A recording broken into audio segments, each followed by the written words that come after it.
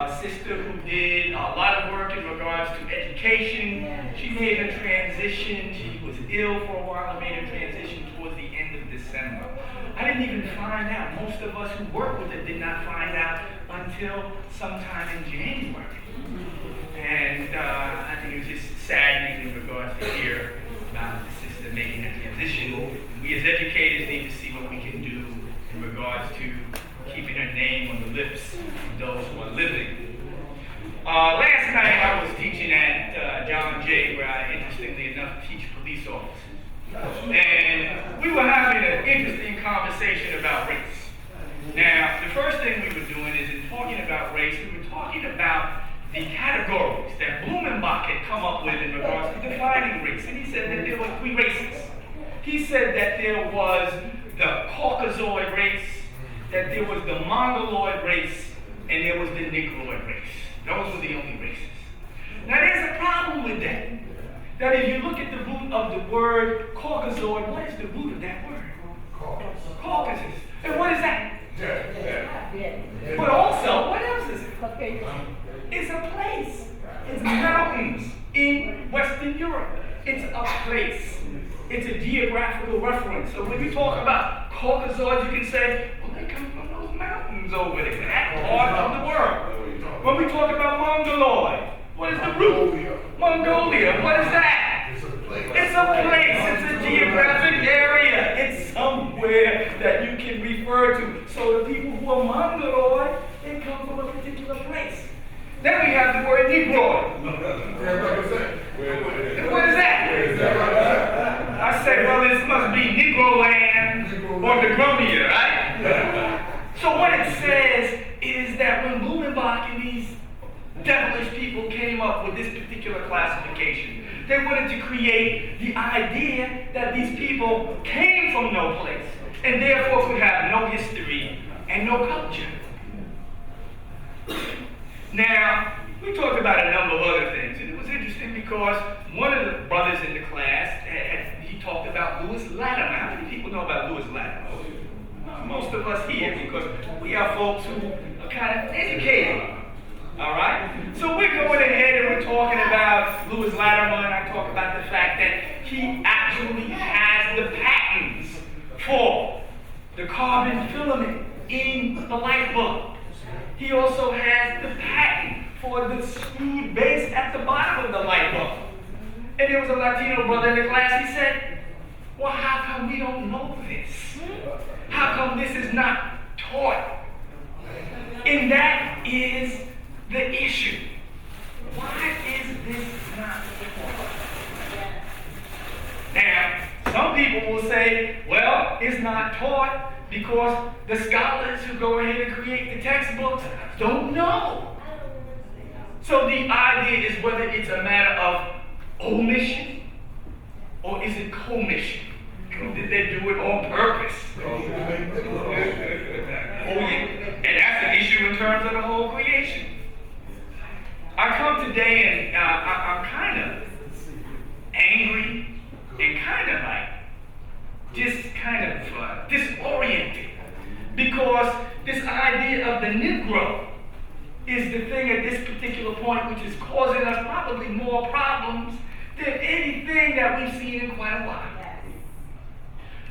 Here it is. We have had over the last few years in New York City the imposition of what we would have to say is white power. When Kathy Black is going ahead and made the chancellor, this is white power. Now, it's quite clear. Certain people will do whatever they can do as long as they can get away with it. And one of the problems we have now is that there are scurrilous Negroes in our midst who have made peace with these folks.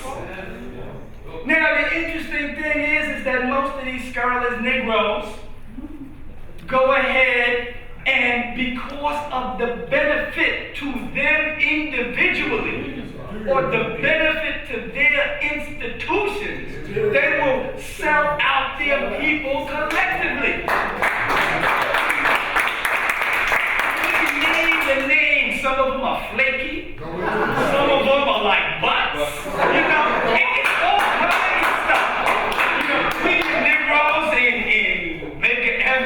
become the president. There's been an issue in terms of leadership at Medgar Evers from the beginning with Trent when he was the president, because he was a Negro. So we got to deal with this issue as far as Negroes. We don't have to be mad at white folks. We got to deal with the Negro. It is a major issue that we have now. Okay? And we need to figure out what it is we have to do. Now, I mean, one of the interesting things is, you know, I do education at the Crossroads, and I've asked some of these Negroes to come on. I mean, as you know, when I do the show, I engage people in conversation. I don't attack anybody. I don't have to kill anybody. You know, you go ahead and expose yourself if it's a matter of that. None of these Negroes will come on the show. They refuse. The light is too bright. They refuse to come on. It's amazing. But we have to go ahead and deal with this.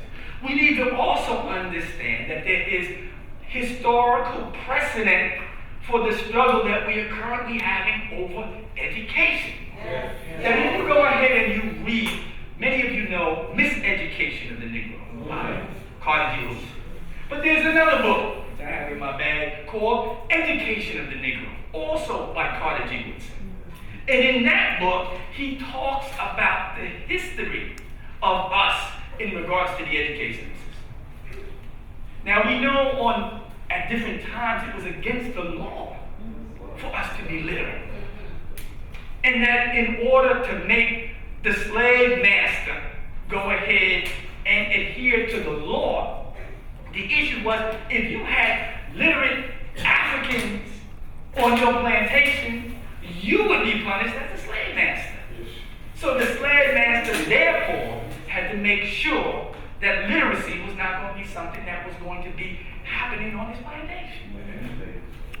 Now, there were, of course, as we know, there were somewhat free people, and I guess, you know, the interesting thing in terms of the idea of being free during the slave period is a whole issue, because during that particular period, you know, and it's quite interesting, I have another class, I teach American literature at Queens College, and I was telling them, well, you know, listen, one of the things that I have to let you all know is that I'm not an American. And they were like, well, wait a second, what do you mean you're not an American? I said, no. When I travel, I carry a United States passport, but I'm not an American. He said, well, what do you mean? So I just went to the Constitution, and I said, okay, in Article 1 of the Constitution defined me as 3/5 of a person. 60%. Okay? 3/5. For every 5 of me would count as 3. All right. Then, that as we go later, we see that there is the fugitive slave clause in the Constitution, which said that if I escaped and I got to a free state, I got to New York, I got to Massachusetts, I went further north, I went to Maine or New Hampshire. If the slave master could find me, he could capture me and bring me back into slavery. And that is in the Constitution. So I said, based upon those things, I'm not an American. Now, one woman in the class said, well, that was a long time ago. Why don't you get over it? She didn't say it quite that way. You know, she didn't say it quite that way, but that was what she meant. And what I said is, okay, let's look at this. In 1865, the end of the Civil War, slavery is over. It was not till 100 years later, 1965, that the Civil Rights Act of 1965 was actually passed. That's 100 years later, and that is only 46 years ago. Now, there was the 13th, 14th, 15th Amendment, but the federal government did not go ahead and actually enforce the law. They didn't do it. So it's only been 46 years where African people in this country have begun to have rights. So after I said that, of course, you know, there was nothing but silence in that particular place. I guess she got over it. I guess she did. Now, to talk about this idea is that as there were free people in places like New York, that initially in order to form schools. There was something called the Manumission Society. And the Manumission Society went ahead and created schools for African people so African people could learn. Now, it was good, but there were issues in terms of the kind of education that students got in this system. So in 1832, by that time, Africans had gotten the skills, gotten the credentials, gotten the knowledge to go ahead and take over the African free school system. So what they did is they thanked the people from the Manumission Society, the principals, the teachers, and said, we thank you, but now we have to replace you because we are not at this particular point pleased with the nature of the education that our children are receiving. Because the nature of that education was for us to still serve. Not to rule, not to govern, but to serve. That is the issue that we are currently faced with now. Not just in terms of who is in front of the classroom, whether it is a charter school or a public school, but what is the nature of the education that our children will receive? Will we be taught to serve, or will we be taught to rule and or govern? Serve. To serve. There are two important books. We've been talking about books. One, Samuel Yeti, who just died not that long ago. How many people heard of Samuel Yeti? He had a book called The Choice, where he talked about the coming conflict in regards to society and African people and what would the future look like. But even possibly more important, and this is something I've been trying to get a hold of. I've been going through the libraries at CUNY to get a hold of this book because I remember it from about 30 years ago and I don't have a copy. There's a book called Who Needs the Negro by Sidney Wilhelm. Sidney Wilhelm. And this is a question that at this particular point, the rule is they're asking that question. Who needs the Negro? Who needs African people? There is no manufacturing base here. There is no need for labor, which in fact we were first brought here to actually go ahead and perform. So what is it that we are supposed to do? And if in fact you are continually educated to serve, to do this manual labor, to work in Burger King or McDonald's, but how many of us can work in Mickey D's and Burger King and Taco Bell? How many of us can do that? So the issue now is, what is the nature of the education that not only our children will receive, but we have to talk about everybody in this nation? Because it is not a coincidence that we now have a third, fourth, fifth rate educational system. And the interesting contradiction is this holds true K through 12, but people from around the world come to get into the higher education system because still the United States is seen as having one of the best systems of higher education in the world. This is a major contradiction. How can you have the worst schools K through 12 and the best schools beyond that? And if in fact you have that, who are those other schools for? This is a very, very interesting situation. Now, the interesting thing in terms of the African free schools is after Africans took over, those schools became absorbed into what is now the Board of Education, the Department of Miseducation, as we call it. They were absorbed. And when they were absorbed, the African teachers, African administrators were removed. They were removed. The interesting thing is that when we talk about integration versus segregation, the same thing happened in the South under so-called integration. Integration very often for our people meant the disempowerment of a class of people that had been actually actually develop to go ahead and educate and provide the services for our people, which white folks weren't interested in providing. So during integration, African teachers lost their jobs. African administrators lost their jobs. African businesses went out of business. It's a serious kind of situation. Now, the other thing that we need to think about in terms of this issue as far as charter school versus public school is that we can talk about how good charter schools are, how good public schools, how bad charter schools are.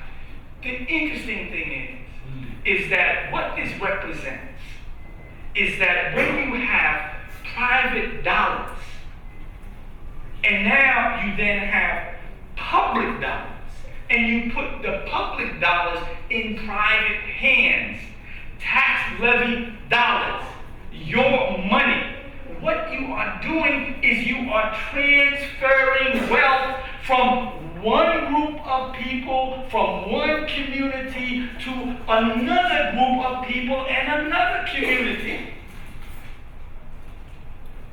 So that when you have this issue where tax levy money that is originally went to public schools is now going to private entities, this represents a transfer of wealth.